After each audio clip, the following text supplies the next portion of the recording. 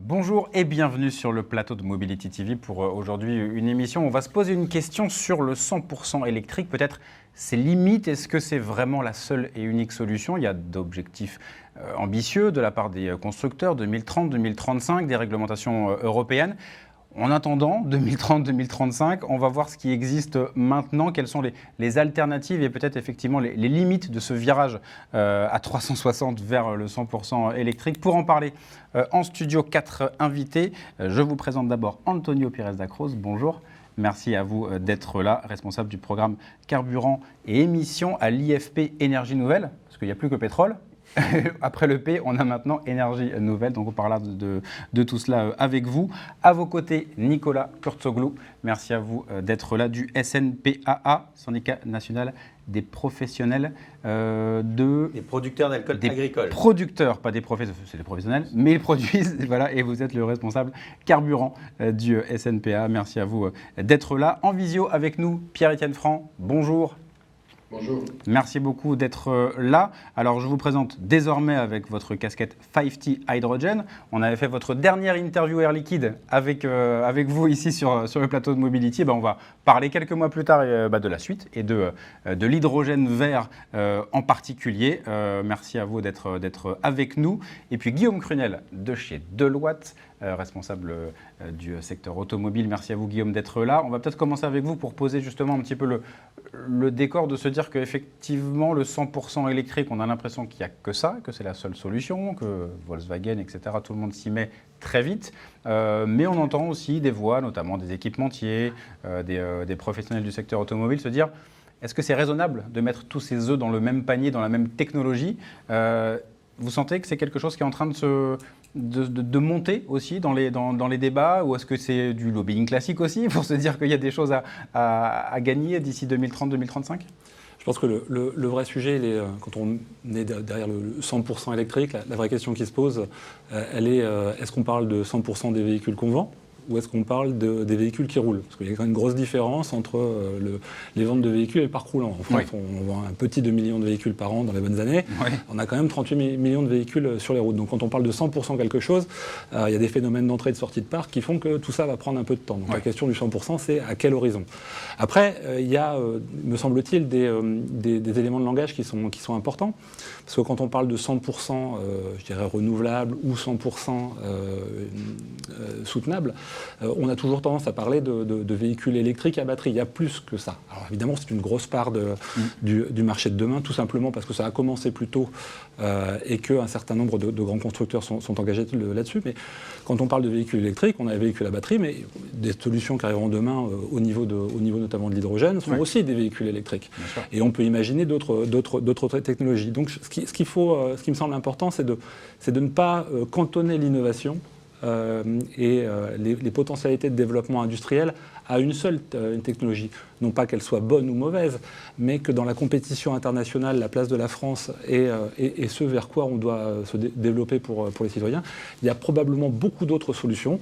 L'électrique à batterie, on l'a compris, il arrive, il est programmé, mais la vie ne s'arrêterait pas dans la mobilité en 2035 ou 2040. C'est ça.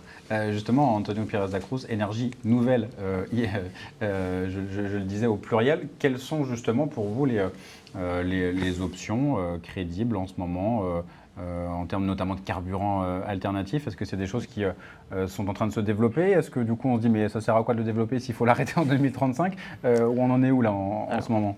Tout à fait. Donc, le besoin d'une mobilité durable n'est plus à démontrer. Par contre, il faut que cette mobilité durable, elle ne se fasse pas au détriment de la mobilité pour tous. Donc ça, c'est très important. Et donc, du coup, il faut des solutions qui soient adaptées à chaque usage. Donc nous, on défend la neutralité technologique, c'est-à-dire que chaque usage a son propre mode de mobilité adéquat. Et donc, du coup, les carburants alternatifs sont une bonne solution pour à la fois tout le parc, comme disait Guillaume, qui existera d'ici 2030, 2035, 2050, qui sera encore thermique, parce que la mobilité électrique, elle arrive certes, mais ça va prendre du temps à rentrer et que ce soit 100% électrique. Et puis, il y a d'autres formes de mobilité qui ont besoin d'une densité énergétique plus importante et qui ont besoin de carburants liquides, parce que c'est eux qui répondent à ces besoins.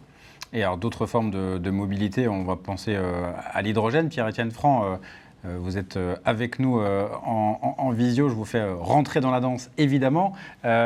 L'hydrogène, effectivement, ça reste des voitures électriques et ça peut être un complément au 100% batterie. On parle beaucoup du coût de fabrication de la batterie, de l'impact de l'empreinte carbone de la fabrication de la batterie, de l'aspect rare de certains minerais, etc. Donc il n'y a pas que la batterie. L'hydrogène peut aussi répondre à de plus en plus d'options, et notamment l'hydrogène vert. C'est totalement ce que vous êtes en train de faire? Alors, tout à fait. Je pense que pour rebondir sur ce qu'a dit M. Prunel, bien entendu, je pense que les 100%, ça parle d'abord de la dynamique en volume, mais non pas en stock, c'est-à-dire du nombre d'entrants sur le marché, et le 100% de l'ensemble du parc, ça va prendre plus de temps.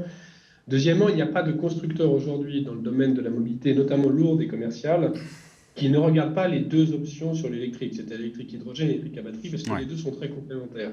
Et l'électrique hydrogène récupère une grosse partie de ce qui s'est fait en termes de développement sur l'électrique à batterie, puisque c'est un moteur électrique, il y a une batterie aussi d'appoint, tout le système de contrôle commande est semblable, et donc se mettent tous en position de développer les deux. Particulièrement, évidemment, sur les véhicules qui ont des enjeux d'autonomie et d'intensité de circulation journalière, et qui veulent pouvoir se recharger rapidement, parce que c'est les deux bénéfices complémentaires qu'apporte l'hydrogène. C'est une densité très bonne, qui n'est pas celle du diesel, bien sûr, mais qui est quand même bien supérieure à celle d'une batterie, et un gaz, donc ça se recharge comme un gaz, donc plus rapidement. Ce qui manque, ce sont les infrastructures. Et c'est pour ça que, effectivement, après de nombreuses années à l'Air Liquide, et notamment à diriger les activités d'hydrogène, j'ai décidé de faire un pas de côté pour lancer ce fonds d'infrastructures qui va aider l'ensemble du secteur à développer à la fois l'amont, la production d'hydrogène vert, et l'usage dans les transports, avec le soutien de tout projet de flotte captive ou de réseau permettant de distribuer l'hydrogène décarboné pour des véhicules lourds, pour des flottes de bus ou de camions. Juste un dernier chiffre. Le fonds ambitionne de lever à peu près 1,5 milliard d'euros. On a déjà à peu près la moitié d'engagés par des industriels. Et la moitié du fonds sera dédié à ces sujets de transport. Et comme ce fonds investit en minoritaire et avec des soutiens publics, ça veut dire que le fonds va mettre à disposition du secteur entre 3 et 5 milliards sur les 6 prochaines années, ce qui est assez considérable étant donné le fait que les infrastructures sont clés pour que toutes ces mobilités se développent. Peut-être pour rebondir justement, Guillaume Prunel, sur cet aspect, on sent bien que l'hydrogène, oui, c'est aussi, ça fait partie des solutions. La France s'engage, on est passé de 7 à 9 milliards d'investissements d'ici 2030. Donc ça fait partie en tout cas des solutions très crédibles pour effectivement tout ce qui va être bus, camion, poids lourd. Donc là, on sent qu'il y a quelque chose, on sort aussi du 100% batterie. Je pense que ce qui était intéressant et qui a été dit tout à l'heure, c'est qu'il y a une notion de cas d'usage. Je pense que suivant les besoins, les solutions technologiques ne sont pas obligatoirement les mêmes. On sent bien que du côté de l'hydrogène, en tout cas c'est notre position, il y a un avenir clair et des cas d'usage qui ont du sens dès lors qu'on est sur de la distance, sur de la recharge rapide, on est sur du transport, aussi bien de biens que de personnes. Donc des camions, il y a 600 000 camions diesel qui roulent en France aujourd'hui, un cas d'usage évident, tout ce qui est régie de transport public, tous ceux pour lesquels on peut massifier, on va avoir des points de ravitaillement qui soient maillés et qui aient du sens. Ouais. Voilà. Par contre, il est clair que sur la batterie, on sera sur des cas d'usage plus simples et plus comparables à ce qu'on connaît aujourd'hui dans l'automobile individuelle. Ouais. Et pour faire sans batterie ou avec un peu de batterie, Nicolas Kursoglou, donc vous, ce sera plutôt du coup l'aspect biocarburant qui va être mis en avant, bioéthanol.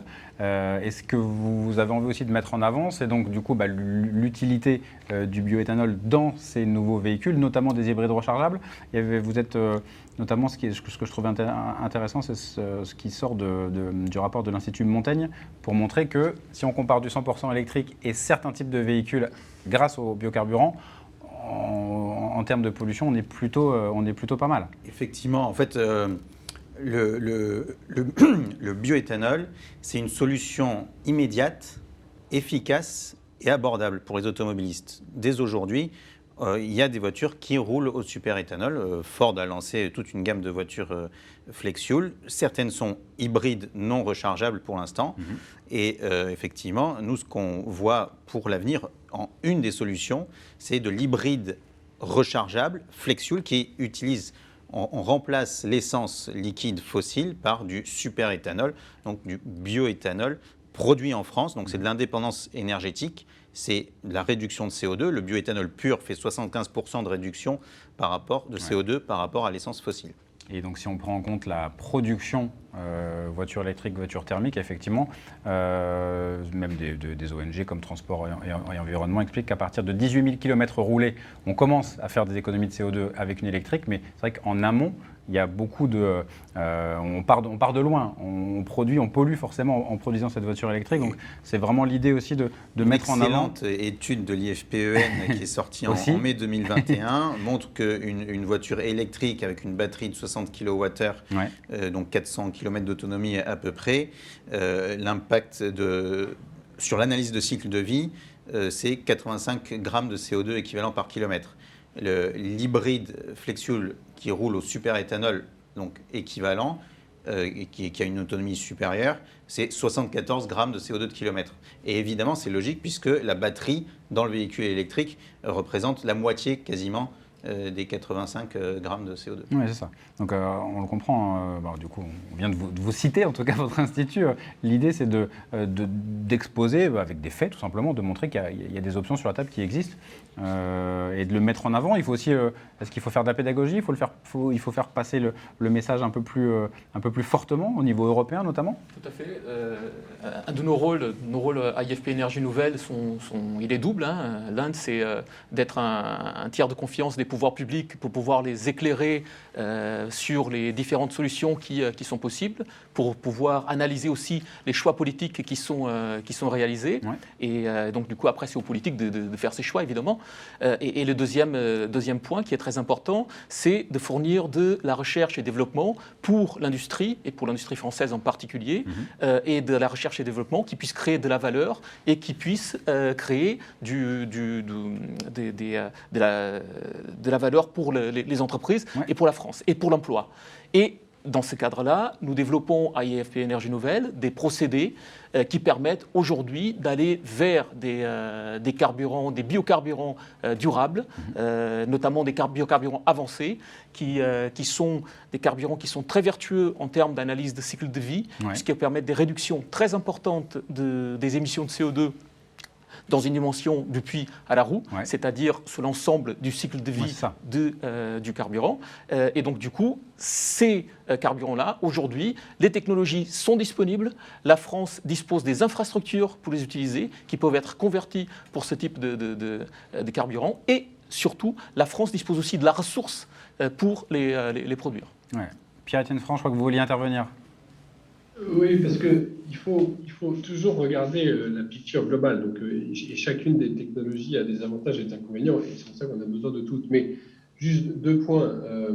Sur un plan systémique, on sait qu'à moyen terme, la transition énergétique va nécessiter de basculer vers une plus grosse part de l'électrique dans le mix.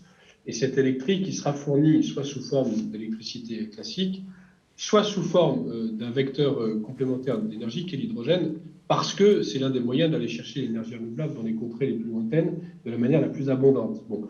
Donc on aura, à partir du moment où vous avez un système qui se transforme pour accueillir plus d'hydrogène ou plus d'ammoniac ou plus de méthanol et aussi de l'électricité, progressivement le réseau de transport va aussi s'ajuster à ça.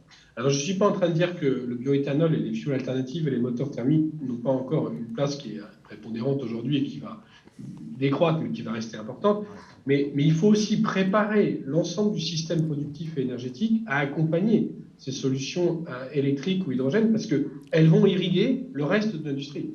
Et donc, il faut aussi, dernier point, regarder, bien entendu, les effets secondaires. Tiens, l'impact sur la qualité de l'air des solutions qui restent à base de moteurs thermiques, parce qu'on continue à avoir des NOx et des émissions de particules. Certes, on améliore, mais ce n'est pas parfait.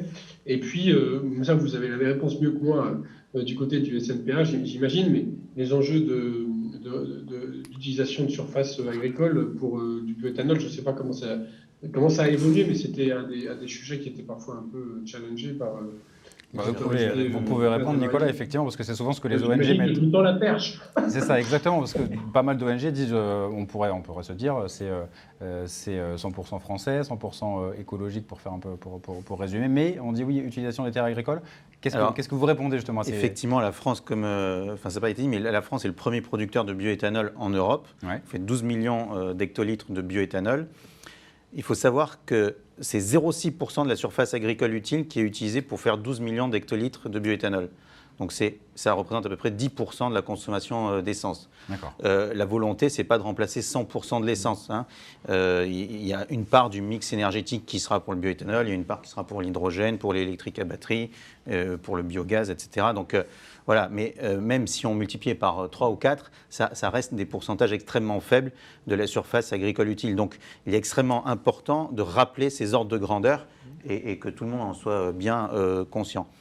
Parce qu'on se rend compte que c'est aussi un sujet politique, parce que pourquoi la France ne pourrait pas plus pousser au niveau européen le bioéthanol, ce genre de solutions présentes déjà. Le vrai sujet derrière tout ça, c'est qu'on est face à une transition technologique qui ne s'impose pas via la supériorité d'une technologie par rapport à une autre, mais par des décisions qui sont des décisions politiques avec les motivations qu'on connaît bien derrière tout ça. Donc à partir de ce moment-là, la vraie question, c'est dès qu'on décide une transition, une évolution d'une technologie vers une autre, il faut savoir quelle est la place que nous, on veut avoir là-dedans, que le pays va avoir, que l'industrie doit avoir. Il se trouve que dans ce mix, et il faut bien parler de mix, c'est ça qui est important, il y aura plusieurs modes de propulsion et plusieurs sources d'énergie. Il y en a une qui a de l'avance, l'électrique à batterie a de l'avance, mais d'un point de vue purement hexagonal, on a un certain retard sur le sujet, sur toute la chaîne de valeur. Ouais.